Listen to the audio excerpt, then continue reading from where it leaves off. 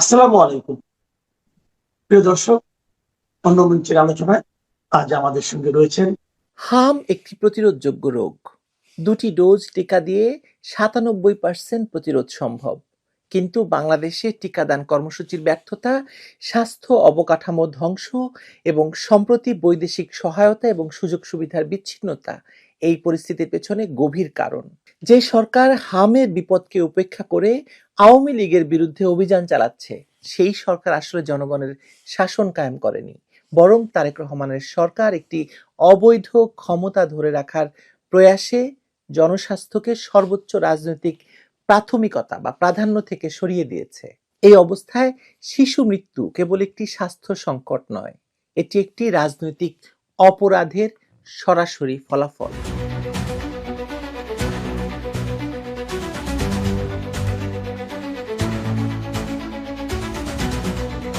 ভোলার তামান্না আক্তারের 11.5 মাস বয়সী ছেলেকে নিয়ে 10 দিন ধরে হাসপাতাল থেকে হাসপাতালে দৌড়ানোর গল্পটি শুধু একটি পরিবারের দুর্ভোগ নয়, এটি আজ বাংলাদেশের শত শত হাজার হাজার পরিবারের সাধারণ চিত্র। ঢাকার বাংলাদেশ শিশু হাসপাতালের বিশেষায়িত হাম ওয়ার্ডে প্রতিটি বেড রোগীতে পূর্ণ। সেখানে হাম আক্রান্ত হয়ে ভর্তি শিশুদের মধ্যে যাদের লাইফ সাপোর্ট প্রয়োজন, শুধু তাদেরকেই আইসিইউতে নেওয়া হচ্ছে। হাসপাতাল কর্তৃপক্ষের ভাষ্য, গত 2 সপ্তাহে এই হাসপাতালেই হামে আক্রান্ত হয়ে অন্তত 6 জন শিশুর মৃত্যু হয়েছে। স্বাস্থ্য অধিদপ্তরের তথ্য মতে 15 মার্চ থেকে এখনো পর্যন্ত নিশ্চিতভাবে হামে মারা গেছে 23 জন, সন্দেহজনক মৃত্যু 138। কিন্তু বেসরকারি সূত্রগুলো বলছে হামে আক্রান্ত শিশু মৃত্যুর সংখ্যা 300 ছাড়িয়ে যেতে পারে। গত 26 দিনে হাম ও এ রোগের উপসর্গ নিয়ে বিভিন্ন হাসপাতালে চিকিৎসা নিয়েছে 14,561 শিশু। তাদের মধ্যে 166 জনের মৃত্যু হয়েছে।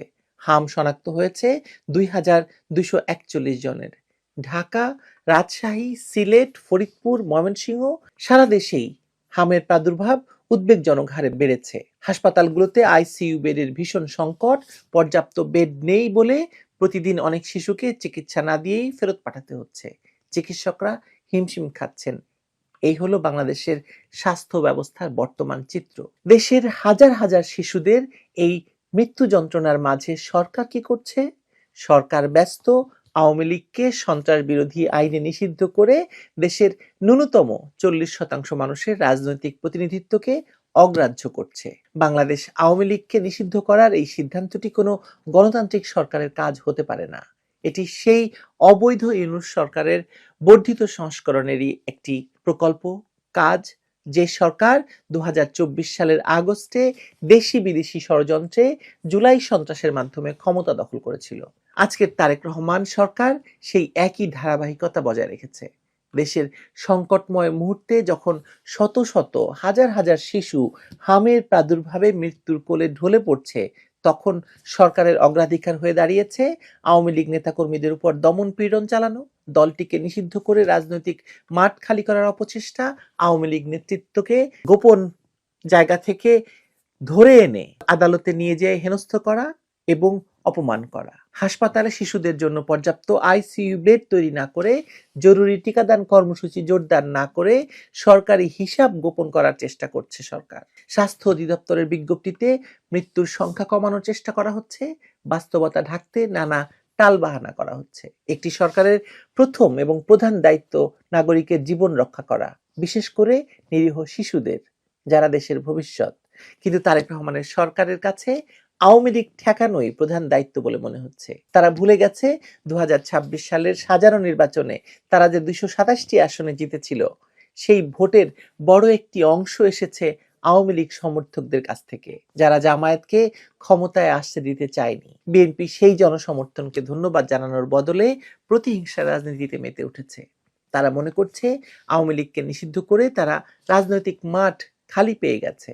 কিন্তু মাঠ কখনো খালি থাকে না। যে আন্তর্জাতিক শক্তি বিএনপিকে ক্ষমতায় এনে বসিয়েছে, তারাই আবার আওয়ামী লীগকে ফিরিয়ে আনবে, সন্দেহ নেই। প্রতিহিংসা আরো প্রতিহিংসাকে ডেকে আনে। জুলাই সন্ত্রাসের পর দেশকে যারা বিপর্যয়ের দিকে ঠেলে নিয়ে গিয়েছিল, তারাই আজ আবারও সেই একই পথে হাঁটছে। শিশু মৃত্যুর মতো জাতীয় ট্র্যাজেডিকে উপেক্ষা করে তারা রাজনৈতিক প্রতিপক্ষ ঘায়েল করতে ব্যস্ত। দেশের অর্থনীতি ভেঙে পড়েছে, দ্রব্যমূল্য আকাশচুম্বী, লোডশেডিং নিয়মিত ঘটনা, তেলের জন্য মানুষ ঘন্টার পর ঘন্টা লাইনে দাঁড়িয়ে থাকে। কিন্তু সরকারের দৃষ্টি শুধু আওয়ামী লীগের দিকে। তারা ভাবছে আওয়ামী লীগ নিষিদ্ধ হলে সব সমস্যার সমাধান হয়ে যাবে। বাস্তবতা হলো আওয়ামী লীগ নিষিদ্ধ হওয়ায় আওয়ামী লীগের তেমন কোনো ক্ষতি হয়নি, বরং আন্তর্জাতিক সম্প্রদায়ের দৃষ্টি আকর্ষণ করেছে আওয়ামী লীগ। ক্ষতি হয়েছে তারেক রহমানের, ক্ষতি হয়েছে বাংলাদেশের গণতন্ত্রের, আর সবচেয়ে বড় ক্ষতি হয়েছে সেই সব শিশুর যারা হামের মতো প্রতিরোধযোগ্য রোগে চিকিৎসার অভাবে প্রাণ হারাচ্ছে। একটি সরকারের বৈধতা আসে তার কাজ থেকে, নির্বাচনের সংখ্যাগরিষ্ঠতা থেকে নয়। যে সরকার শিশুর মৃত্যুতে কাঁদে না, যে সরকার হাসপাতালে পর্যাপ্ত বেডের ব্যবস্থা করতে ব্যর্থ হয়, কিন্তু রাজনৈতিক দল নিষিদ্ধ করতে তারা এতটাই তৎপর, সেই সরকার প্রকৃতপক্ষে জনগণের সরকার হতে পারে না, জনগণের সরকার নয়। এটি একটি দলীয় সরকার তো বটেই, একটি প্রতিহিংসা পরায়ণ সরকার, যে সরকার জুলাই সন্ত্রাসের ধারাবাহিকতায় দেশ চালাতে চাইছে এবং চালাচ্ছে। বাংলাদেশের মানুষ এতটা সহিষ্ণু নয়, তারা ধৈর্য ধরবে না। শিশু মৃত্যু ঠেকানোর চেয়ে আওয়ামী লীগ ঠেকানো যখন সরকারের প্রধান দায়িত্ব হয়ে দাঁড়ায়, তখন বুঝতে হবে সেই সরকার জনগণের সরকার নয়, জনগণের শত্রু। এই স্বাস্থ্য সংকটের মধ্যেও সরকারের কার্যক্রমের প্রাথমিক ফোকাস রয়েছে রাজনৈতিক বিপক্ষ দমনে। সন্ত্রাস বিরোধী সংশোধন বিল 2026-এর মাধ্যমে আওয়ামী লীগকে সন্ত্রাস বিরোধী আইনে নিষিদ্ধ করা হয়েছে। একটি অবৈধ ইউনূস সরকারের বর্ধিত সংস্করণ হিসেবে ক্ষমতায় অবস্থিত তারেক রহমান সরকারের দ্বারা প্রণীত এই আইনি প্রহার কোনো সুস্পষ্ট আইনি ভিত্তি ছাড়াই হয়েছে। বাংলাদেশের সংবিধান এবং সংসদে কোনো দেশবিরোধী আইন টেকে না। জামায়াত ইসলামীকেও নিষিদ্ধ করা হয়নি, বরং ঐতিহাসিকভাবে আঁতাত করা হয়েছিল। আওয়ামী লীগ নিষিদ্ধ করা শুধু রাজনৈতিক প্রতিহিংসার প্রকাশ নয়। যারা 1971 সালে মুক্তিযুদ্ধের বিরোধিতা করেছে, বাংলাদেশের বিরোধিতা করেছে, সেই জামায়াত ইসলামীকে নিয়ে সংসদে ঘর করছে বিএনপি। আর যারা মুক্তিযুদ্ধের নেতৃত্ব দিয়েছে, সেই আওয়ামী লীগকে নিষিদ্ধ করেছে। আওয়ামী লীগকে নিষিদ্ধ করা শুধু রাজনৈতিক প্রতিহিংসার প্রকাশ আসলে, কিন্তু এই মুহূর্তে প্রয়োজন কি? জনস্বাস্থ্য সুরক্ষার প্রয়োজন। এটি একটি সুস্পষ্ট প্রাধান্য বিপর্যয়। যেখানে সরকারি হিসেবেই শুধু 1 মাসে শতাধিক শিশু প্রাণ হারিয়েছে, সেখানে সরকার নিজ কার্যক্রমের প্রথম অগ্রাধিকার দিচ্ছে রাজনৈতিক প্রতিপক্ষের বিরুদ্ধে আইনি অভিযান। বাংলাদেশে নাকি একটি নির্বাচিত সরকার ক্ষমতায়। আপনি বুঝতে পারছেন? আমি বুঝতে পারছি না, কারণ একটি নির্বাচিত সরকার ক্ষমতায় থাকলে জনরোষের ভয়ে হলেও দেশে চলমান হামের কারণে শিশু মৃত্যুর বিষয়টিকে প্রাধান্য দিয়ে এটি নিরসনে কার্যকর ব্যবস্থা গ্রহণ করত। অন্তত স্বীকার করত যে মাত্র 1 মাসে কয়েকশো শিশুর মৃত্যু হয়েছে এই হামের কারণে, এবং দেশব্যাপী সতর্কতা জারি করা হতো যাতে এই অকাল মৃত্যুর সংখ্যা অন্তত কমানো যেত। কিন্তু আপনি কি তেমন কোনো পদক্ষেপ দেখতে পেয়েছেন? আমি পাইনি।